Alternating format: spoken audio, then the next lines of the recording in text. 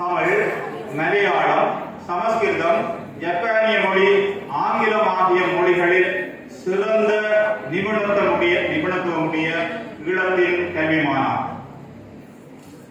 இவரது பணிகள் பன்முகப்படுத்தப்பட்ட கல்வி, இலக்கியம், சமூகம், ஆன்மீகம் என்பவற்றை அடிப்படையாக கொண்டு பல்வேறு நிலைகளிலே பணிகள் அமைந்துள்ளன. தமிழ் கூறும் நல்லுறவுக்கு மிகச்சிறந்த அறிஞர்களை தற்போதும் உருவாக்கி கொண்டிருப்பர்.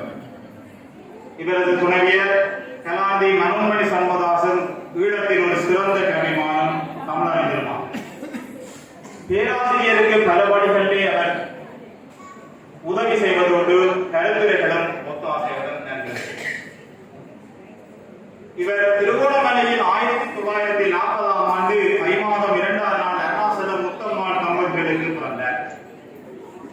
தனது இளமை கல்வியை 1945ஆம் ஆண்டு தொடக்கம் 1951ஆம் ஆண்டு வரை திருகோணமலையில் உள்ள பிரான்சிஸ் சேவியர் ரோமன் கத்தோலிக்க தமிழ் கல்வி பாடசாலையிலும், பின்னர் இடைநிலை கல்வியை மந்தாரமூலை உள்ள அரசு மத்திய கல்லூரியிலும், பின்னர் 1957 தொடக்கம் 1959 வரை மட்டக்களப்பு சிவானந்த வித்தியாலயத்தில் பயின்று இலங்கை பல்கலைக்கழகத்துக்கு தெரிவு செய்யப்பட்டார். இலங்கை பல்கலைக்கழக மாணவனாகும் வாய்ப்பு இவருக்கு 1960ஆம் ஆண்டிலே கிடைத்தது. அக்காலத்தில் பேராதனை பல்கலைக்கழக தமிழ்துறை மிகச் சிறந்து விளங்கியது. இலங்கை பல்கலைக்கழகம் பேராதனையில் பேராசிரியர் கணபதி பிள்ளை, பேராசிரியர் வித்யானந்தன், பேராசிரியர் கைலாசபதி, பேராசிரியர் சிவத்தம்பி என மிகப்பெரும் ஈழத்து தமிழ் பேராசிரியர்களிடம் கற்ற சிறப்புக்குரியது. அவர்களுடைய அறிவு, ஆய்வு போக்கு போன்றவற்றை தாராளமாக பெற்றனர். பேராசிரியர் அருணாசலம் சண்முகதாஸ் அவர்கள் 1960 தொடக்கம் 1963 வரையான காலப்பகுதியில் பேராதனையில் சிறப்பு தமிழை இளங்கலையில் பயின்றவர். இதில் வரலாறு, சமஸ்கிருதம், திராவிட மொழிகளில் ஒன்றாகிய மலையாள மொழியையும் மொழியல் உள்ளிட்ட பாடங்களை துணை பாடங்களாக பயின்று கலைமானி சிறப்பு பட்டதாரியாக முதல் வகுப்பில் பெறுகிறார். அதன் பிறகு 1969 தொடக்கம் 70 எடின்பர்க் யூனிவர்சிட்டி பல்கலைக்கழகத்தில் ஓராண்டு மொழியியல் பயின்றார். பின்னர் 1970 தொடக்கம் 1972ஆம் ஆண்டு வரை மொழியியல் துறையில் எடின்பர்க் பல்கலைக்கழகத்தில் கலாநிதி பட்டம் பெற்றார்.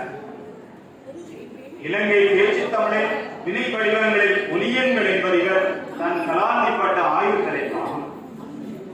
தமிழ் மொழி தவிர மலையாளம், சமஸ்கிருதம், ஜப்பானிய மொழி, ஆங்கிலம் போன்ற மொழிகளில் நல்ல தேர்ச்சி உடையவர்.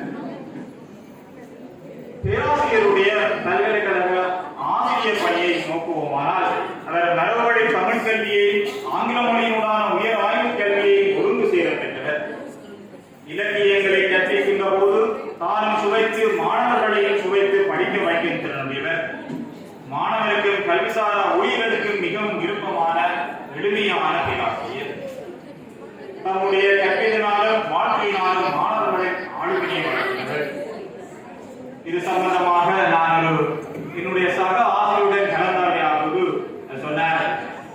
அவர் விரிவுரைகள் மேற்கொள்ளும் போது பல்கலைக்கழகத்தில் வேறு செய்யும் கல்விசாரா ஊழியர்கள் கூட அவருடைய விரிவுரைக்கு ஆர்வமாக வந்து கேட்பதை வழக்கமாக கொண்டிருந்தார்கள். அவ்வாறு எல்லோரும் இலகுவாக தங்களுடைய அறிவை பெருக்கிக் கொள்ள வகையில் அவருடைய விரிவுரை அமைந்தது. பேராசிரியர் சண்முகதாஸ் அவர்கள் 1963ஆம் ஆண்டு ஆடியில் இலங்கை பல்கலைக்கழக பேராதனையில் தற்காலிக போதனாசிரியராக பணிபுரிய ஆரம்பித்து அந்நிறுவனத்தில் தமிழுக்கான தற்காலிக உதவி விரிவுரையாளராகவும் பணிபுரிந்தார். பின்னர் 1965 தொடக்கம் 68 காலப்பகுதியில் பட்டுக்கோட்டையில் உள்ள யாழ்ப்பாண கல்லூரியில் தமிழ் விரிவுரையாளராக பணிபுரிந்தார். பின்னர் தமிழுக்கான பகுதிகான உதவி விரிவுரையாளராக 1968 வைகாசியில் இலங்கை பல்கலைக்கழகம் பேராதனை மீண்டும் இணைத்துக் கொண்டார். 1972 கார்த்திகையில் விரிவுரையாளர் தரம் 2க்கு பதவி உயர்த்தப்பட்டு 1975ஆம் ஆண்டு யாழ்ப்பாணம் வளாகத்தில் இயங்கும் இலங்கை பல்கலைக்கழகத்துக்கு இடமாற்ற பணியாற்றி வருகிறார். இவர் இங்கு விரிவுரையாளராக, பேராசிரியராக, முதுநிலை பேராசிரியராக பணியாற்றிய இவர் யாழ்ப்பாண பல்கலைக்கழக தமிழ்துறை தலைவராக, பல்கலைக்கழகத்தின் மொழித்துறை தலைவராக, தனி பீடாதிபதியாக, உயர்மட்ட ஆய்வு பீடத்தின் பீடாதிபதியாக, சித்த மருத்துவத்துறையின் தலைவராக பணியாற்றியதோடு 1998 யாழ்ப்பாண பல்கலைக்கழகத்தில் பதில் துணைவேந்தராகவும் கடமையை கவனித்தார். இவ்வாறு இருக்க கடல் கடந்த பல்கலைக்கழகங்களான நைஜீரியா இகாரன் பல்கலைக்கழகம், ஜப்பானிய ஹசுகியின் பல்கலைக்கழகம், மலாயா பல்கலைக்கழகம் ஆகிய வெளிநாட்டு பல்கலைக்கழகங்களுக்கு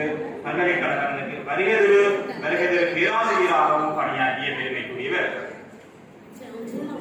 பல்கலைக்கழக மானியங்கள் ஆணைக்குழுவால் யாழ் பல்கலைக்கழக உயர் பட்டப்படிப்புகள் பீடத்தின் முதல் பீடாதிபதியாக நியமிக்கப்பட்டவர்.